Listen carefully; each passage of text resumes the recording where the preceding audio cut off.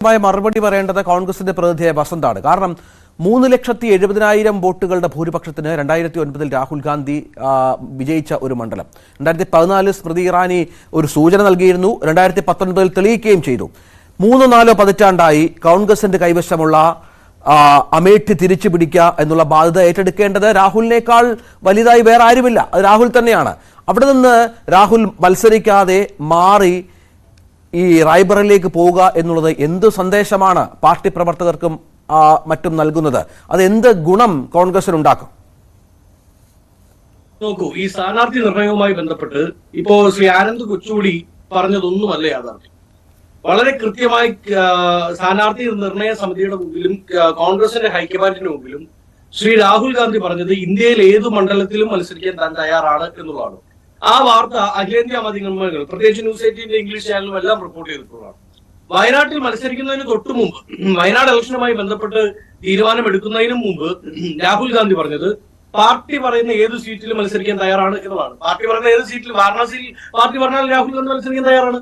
എന്നാൽ UP Pradesh Congress committee വളരെ കൃത്യമായി പറഞ്ഞു, റായ്ബറേലിയിൽ സോണിയാഗാന്ധി മാറുമ്പോൾ ഗാന്ധി കുടുംബത്തിനുമായി അത്രമാത്രം അഭേദ്യമായ ബന്ധമുള്ള മണ്ഡലമാണ് റായ്ബറേലി.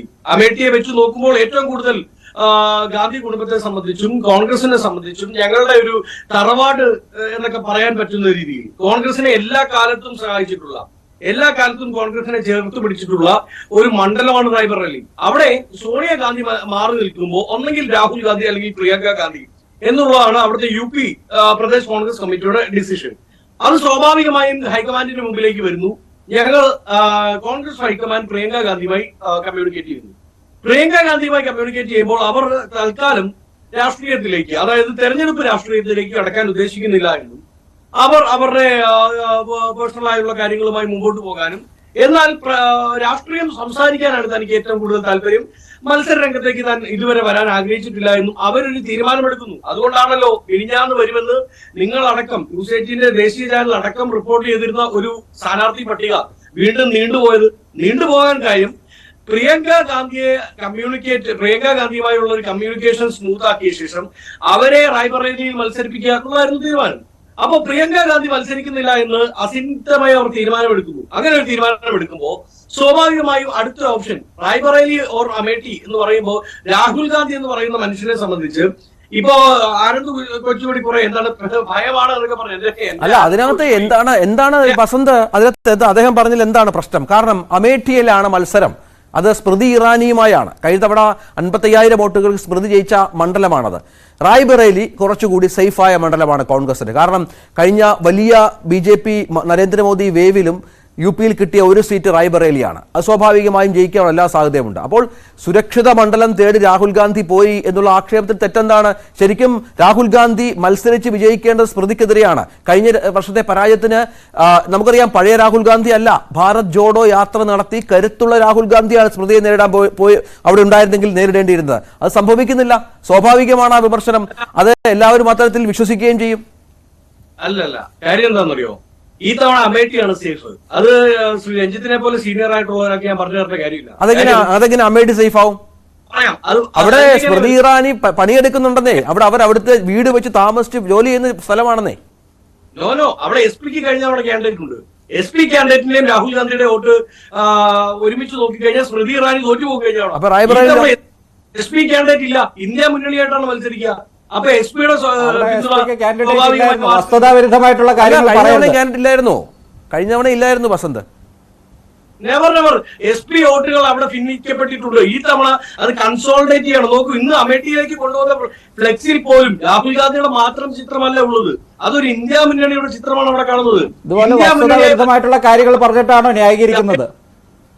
സേഫാണ്. എന്താണ്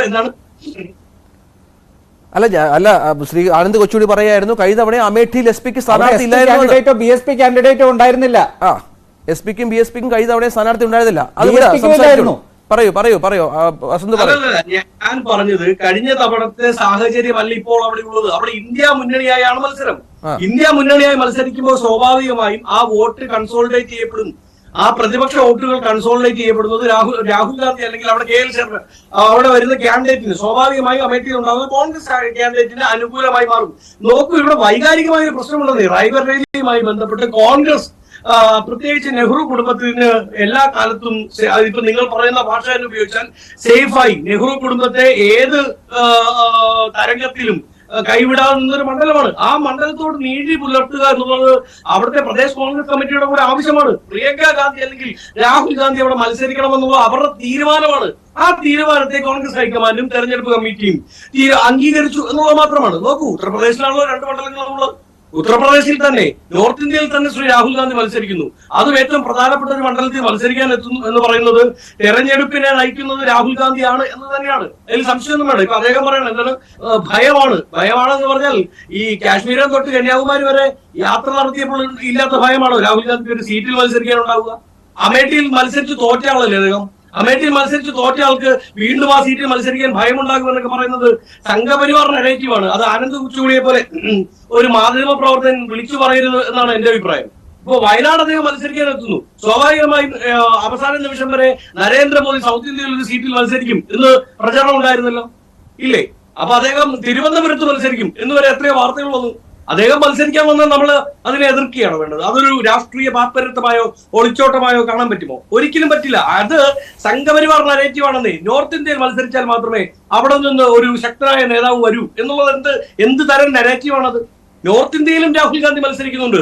അതിൽ ഇന്ന സീറ്റിൽ മത്സരിക്കാം, BJP ഓഫീസിൽ നിന്ന് എഴുതി തരുന്ന സീറ്റിൽ മത്സരിക്കണം എന്ന് പറയുന്നത് അസംഭവനീയമാണ്. അതിന് കോൺഗ്രസ് ഹൈക്കമാൻഡിന് താൽക്കാലിക സൗകര്യം ഉണ്ടാവില്ല എന്നുള്ളതാണ്. ഇതിൽ എന്തുകൊണ്ട് റായ്ബറേലി മത്സരിക്കുന്നു എന്ന് ചോദിച്ചാൽ 90% ആ മണ്ഡലവുമായുള്ള വൈകാരികമായ ഗാന്ധി കുടുംബത്തിന്റെ ബന്ധം ഒന്ന് തന്നെയാണ്. കാരണം അവിടെ ശ്രീമതി സോണിയാഗാന്ധി മാറുമ്പോൾ സ്വാഭാവികമായും പ്രിയങ്ക ഓർ രാഹുൽ എന്നുള്ള ഒരു ഓപ്ഷനിലേക്ക് പ്രദേശ് കോൺഗ്രസ് കമ്മിറ്റി എത്തി. പ്രിയങ്ക ഗാന്ധി അസന്നിഗ്ധമായി ഞാൻ മത്സര രംഗത്തേക്കില്ല എന്ന് പറയുമ്പോൾ സ്വാഭാവികമായും രാഹുൽ ഗാന്ധിയിലേക്ക് എത്തുന്നു. അമേഠി ഒരു കാര്യം കൂടെ, അമേഠിയിലെ കോൺഗ്രസ് ഹൈക്കമാൻഡ് പ്രഖ്യാപിക്കുന്ന സ്ഥാനാർത്ഥി നിസ്സാരക്കാരനാണോ?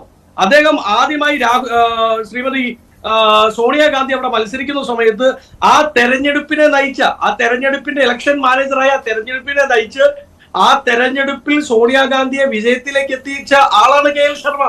ആ കാലം തൊട്ട് 3 തൊട്ട് ഇതാ ഇന്ന് വരെ ആ മണ്ഡലത്തിൽ അടിത്തട്ടിൽ ഇറങ്ങി പ്രവർത്തിക്കുന്ന അവിടുത്തെ കോൺഗ്രസ് കമ്മിറ്റികളുടെ ഒപ്പം നിൽക്കുന്ന ആളാണ് KL ശർമ്മ.